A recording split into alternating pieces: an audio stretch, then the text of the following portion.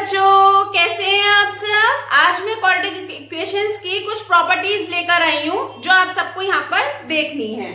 Condition for common roots, only one root is common. जब केवल एक ही रूट कॉमन होगा तो हमने मान लिया अल्फा जो है वो एक कॉमन रूट है, a1x square plus b1x plus c1 and a2x square plus b2x plus c2 equals to 0।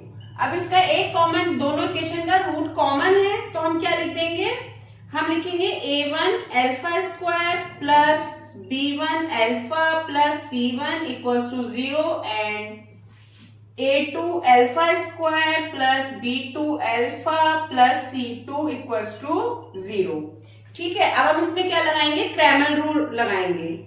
Cramer rule कैसे लगाएंगे हम, आप देखो रूल लगाएंगे तो alpha square minus K alpha equals to 1 और यहाँ पे आएगा हमारा b1 c2 माइनस का b1 c2 माइनस का c1 b2, इस तरीके से आएगा। और अल्फा के अपॉन में आएगा हमारे पास a1 c2, ठीक है, a2 c1 माइनस का a2 c1 माइनस का a1 c2 a2 c1 और माइनस a1 c2। अब नेक्स्ट में हमारा 1 आया तो अब हमारे पास आ जाएगा a1 b2 माइनस का a2 b1। क्लियर है सबको, ये हमारा इसमें क्रैमर रूल लग गया। ये कब होगा ऐसा, जब हमारे पास एक ही कॉमन रूट होगा, और जब दोनों रूट कॉमन हो जाएंगे तब क्या होगा, उसके लिए हम आगे देखते हैं। जब दोनों रूट्स कॉमन होंगे, बोथ रूट्स आर कॉमन, तब हम क्या करेंगे, तब हम लिखेंगे condition a1 upon a2 b1 upon b2 c1 upon c2।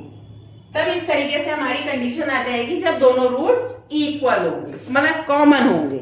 ठीक है, यस, इस कंडीशन के ऊपर एक क्वेश्चन देखते हैं। The both roots of kx 6x square plus 3 plus rx plus 2x square minus 1 equals to 0 and 6k 2x square plus 1 plus px plus 4x square minus 2 equals to 0 are common then 2r minus p equal to, मतलब क्या है कि दोनों roots common हैं तो हमें 2r minus p की value बतानी है। तो अभी मैंने बताया था कॉमन रूट्स के लिए हम क्या यूज करते हैं, जब दोनों कॉमन होते हैं रूट्स तो हम इक्वेशन यूज करते हैं a1 upon a2 b1 upon b2 c1 upon c2। हम ये यूज करते हैं जब दोनों ही कॉमन होते हैं। तो a1 अपॉन a2 कितने x स्क्वायर है, वो केवल 2x स्क्वायर है, तो ये बनेगा 6k प्लस का 2 ऐसे बनेगा, क्योंकि x स्क्वायर के बाहर आएगा तो एक ही टर्म ये बन जाएगी हमारे पास।